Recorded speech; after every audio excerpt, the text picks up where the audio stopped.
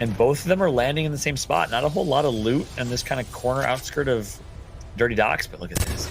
Cheeky! Oh my! Dude, Falconer and 40R Storm.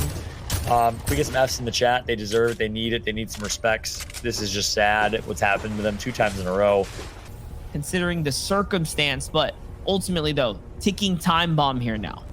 I kind of want to call him KJ Pop, given the R&B reference. Well, you know, like K-Pop and KJ Pop. What do you think? We'll just change his gamer tag. That's okay. Meanwhile, KJ Pop here finds himself in a... No, I'm just joking. KJ, let's see what you got. Easy peasy, 2 versus 1, and this 40R Storm gets a little tag in, says, hey, back up, KJ. All right, listen, go sing some tunes. Let the big boys fight. We'll see if 40R Storm can survive. Nope. Goodbye and good night for KJ. Sorry, for 40R Storm as KJ gets the elimination. We hyped it up, but it's only so much you can do as a solo, but another fight now breaking out here, and Craggy McFrap on the run, stretched on the other side of the wall here. Yeah, Frap High with the McFrap reference, maybe perhaps giving some free advertising to a company that you may have heard of. I don't know, maybe not. Let's see what McFrap X 2003. Was he born in 2003? Please say no. Oh, he probably was. Probably. Oh, man, 17. You're right, dude. This is Fortnite. That's for Stripe to old, man. I was born in 92, all right? I am a boomer. It's official. TSM, stretch. And, or sorry, I keep getting messed up with these gamer tags. But it looks like it's going to be McFrap and Go. They get the upper hand in this one. Yeah, Commandment and Stretch get wiped up pretty quickly there. Yeah, and they got this little high ground perk here. All Casker has to do is sit still, and you can see the aim's coming out. Okay, Smack's going to be the target of choice here. 1 tag. Is it enough to push? Of course. It's West. They're coming down. They want to take that battle. They don't care. It's isolated too, right? Now on the edge of the zone. It's enough for them to push the W key. It is. I don't know if it was enough entirely, though, to be honest with you. They only have like a 50 HP advantage. Now if that's going to go away, there's a shot right there. You get a couple tags in by Caster here. Currently sitting low ground. They're gonna be in a decent spot. They just gotta be careful of an additional third party if there is one. But they actually have the upper hand. Look at Slime's shield right now. It looks like Slime doesn't have any additional shield. So I don't know if this is the best play from Slime and Naka. We'll see if they can still somehow come out on top here. Nice shot's gonna come through. And just like that, oh, barely misses the headshot right there. There's 1, there's 2. And just like that, the hunted becomes the hunting. The Predator is now King Predator. It's Smacked & Co. Well done from them. Listen, Casker and Smack, these are vets, right? Respected on the East Coast. Come through, lay down the shots, and that's the one thing that's so underrated in Fortnite, right? Yeah, you can be mechanical, you can be quick, but at the end of the day, accuracy is king. You have to hit the shots. And listen, Casker had that and then some. Which allows them to rotate a bit easier. Yeah, and faster as well. You can see they just try to protect themselves and get the cut across here. Jelty and Chrisix might be crossing paths with this team here soon. And yes, they are. Beck has the sniper out. The sniper's not going to be good, luckily, for Jelty and Chrisix here. They get dived on another team. It's Gonzo and company. Yeah, Gonzo, not the best game one. We'll see if they can bounce back. And look at this, Jelty nearby. Chrisix gonna get knocked. Jelty is so hurt. You gotta think this is a good night for Mexico. Yes, it is. Jelty, goodbye. Unfortunate situation for the Spanish speakers. Meanwhile, Beck gets the elimination and profits. And profits not only in terms of mats and loot, but in overall situation, but also profits in terms of location. They are currently in circle with metal builds that aren't theirs, so they don't have to worry about wasting mats. And yeah, that was a big fight, and honestly, Wavy has the fighting power to do this, right? The power shotgun allows him to bully these walls. He's got all the advantage here, especially with this compact SMG as well, right? That's the W key, that's the box diver, perfect. The Eclipse gets knocked here, they managed to secure this loot, which he needs. He's putting so much into this. All the shakedown means they want to hunt down this next Elim. Yeah, there is going to be the first Elim, and the second Elim will be coming soon after if they can chase this. If they want to chase this, well, they have to chase this because the storm is going to be collapsing here on them momentarily. They have some time, and they have a pretty solid rotation path, right? They are on the slow side. And when we say slow side, what do we mean? We mean the side of the circle. Yeah, no, and you can see he got shot from behind as well. Another team joins into the fight, and it's all that noise that you make. These mid-game fights are the most dangerous. And yes, look, Swish is looking to fully committed to this one now. He's diving on in. Temmie has to run here. He already didn't have a lot of material. Ooh. Oh my gosh, the siphon, no. The quick save. Can he continue to clutch? Yeah, look at that. Beautiful. That was talk about impact frags. He needed that one. He's going to connect. Meanwhile, Frappi's going to get one on Ghost Blake. And Dev is tiny. You get a little bit of a peekaboo right there. Carew says hello, goodbye, and good night. As It's kind of crazy. Well, I think Caro's sitting in the box here, by the way.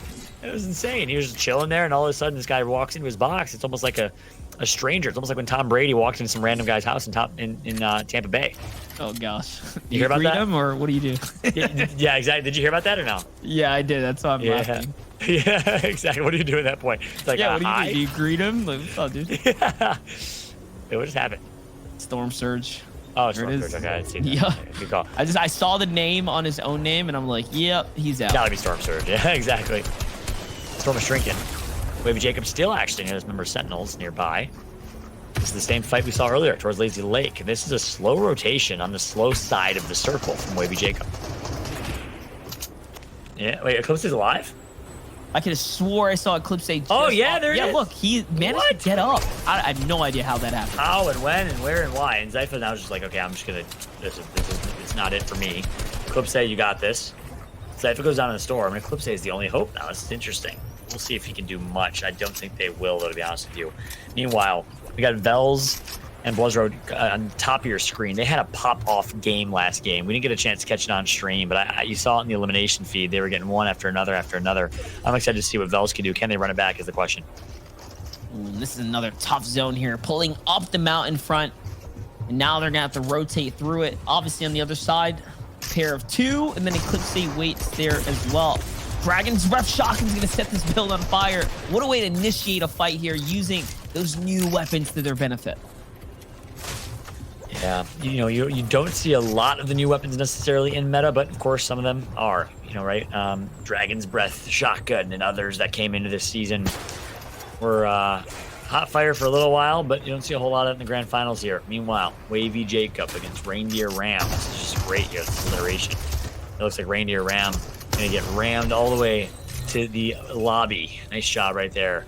Favs gonna get knocked by Salco though. Overall, as they have high ground, I'm liking their chances here. We know how good FaZe Bizzle is with high ground. We've been seeing him do it since 2018, 2017, way early on.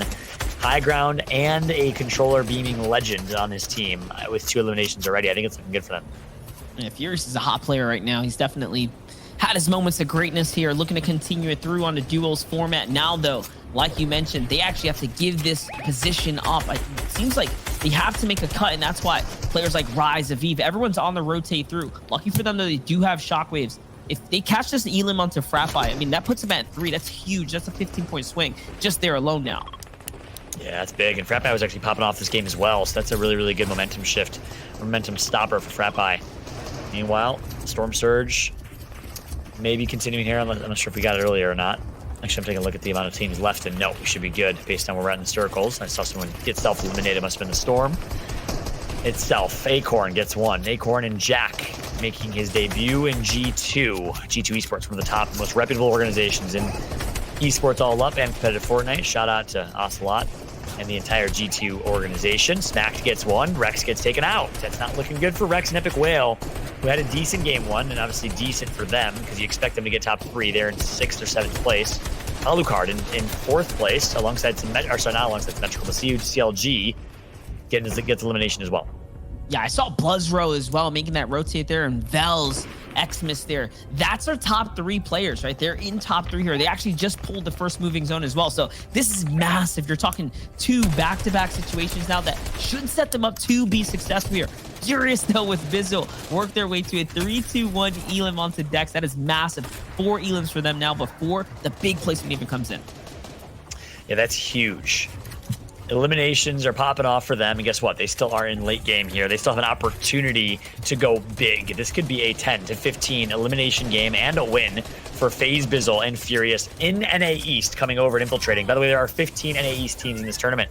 Last month, I think there were like 3 to 7, if even that, NA West teams in NA East. So, NA East successfully infiltrates, but Epic Will says, hey, relax, Fallout. He takes out Rise, and Epic Will is still alive. Anas trying to infiltrate all the way from Europe. Yeah, he needs this siphon as well. He's got to go up this mountain. He only has 90 builds, so can't afford to mess around here with the storm line. He's going to find himself a nice little nook here to work around, though, but ultimately he is going to have to get into someone's box. And yes, Spagoo goes down. And now the feed's lighting up, right? Look at Avery still in this endgame. Casker, these are the big names who were at the top of standings before. Bizzle's gonna get you another one on Acorn. That's Jack's teammate now. KJ still alive. We watched KJ from the beginning, and guess what? We're watching KJ in the late game. This is a great rotation all the way from the Dirty Docks to make it here. And a great opportunity. And look at this. It's gonna be a Rift Fish that's gonna pop everyone into the sky, and now it'll be smooth sailing. Enjoying the skies, enjoying the view is KJ. Another high ground hold too. Remember what I told you? Blizzro and Vel did pull that half and half out. And look at that. It's playing so well into their benefit now. They have high ground. The question is, do they have material to maintain it? Either way, they're going to have to work their way into some of the top teams. Arkham, Reet, right underneath them. Wavy and Faves also in this running here. Yeah, Vel with a pop-off game last game. Let's see if they can do it again. Back-to-back. They are in top 7, courtesy of a lot of eliminations in game 1. And they have high ground. But Reet says something about it. Reet, what are you doing? You're a lunatic. You're a solo, and you're trying your best to hold that high ground, because I believe Epic Whale got taken. Oh, no, sorry. Reet, I think, is a solo. I'm not sure if Reet was the only one. I think Arkham did get taken out earlier. Arkham is there. Okay, good looks. Yeah, good looks. You saw him right there at the bottom of your screen, but that bottom layer, man, this is what happens when you go off the mountain. Look how messy this fight can get. KJ is going to find multiple elims here. Even through the flyby, though, he's running out of material. Furious as well, just trying to maintain this position as easy as possible. But it's no easy feat, right? Everyone's running out of material now. It's going off the elevation. It is. Furious and Bizzle on the mid ground, and they have 4 eliminations for Furious, the controller player. Meanwhile, Blizzro is continuing to pop off. Look at that high ground. Look at that the maintenance of high ground. Doing such a good job, Vel and Blizzro. I am very impressed by these two back-to-back games, but look at that. Blizzro's going to get knocked right into the oblivion of the storm, and will get taken out as a result. It's going to be all up to Vel against Reet in 1 versus 1. Arkham's nearby as well. Can they go back-to-back after a phenomenal game number 1? Yeah, this is looking rough here. Cooper already used the shockwave before to send Blizzro flying. Reet and Arkham find that opportunity to hold high ground now. So another in-game finish for them. On the low ground, though, KJ with 6 eliminations here. Absolutely tearing up, right? Finding anyone and anything possible here. It's Reet versus Bizzle. Bizzle gets knocked out. It's up to Furious to clutch. No, not good enough. He's down. He's out. KJ stands alone. Yeah, and you got to think. KJ tagged up quite a bit, 160 total HP, could be able to sneak an elimination here. That'd be an impact frag, but I think it's Reet and Arkham's game again. I think we will see a back-to-back win, and how could they not? Look at this, 2v1v1, and they have full health. They are looking great. Back-to-back dubs on the prowl here, but no, KJ says something about it. He takes out Reet. That changes everything. We now have a 1 versus 1 versus 1. Yeah, definitely. And Avery can actually fall here, too. He doesn't have a lot of HP. This could be a freebie for him. Yes! KJ actually finds the stipend was good. Is it enough, though? It is! Just barely. KJ just clutched. You gotta be kidding me. How they are doing compared to the rest of the competition. Arkham and Reet still on top with 104 placement points, 179 points. This might be the biggest lead that we've seen after a game number 2 so far in the grand finals. That's 66 points that separates first place from second place, which is Blizzro and Velksmus.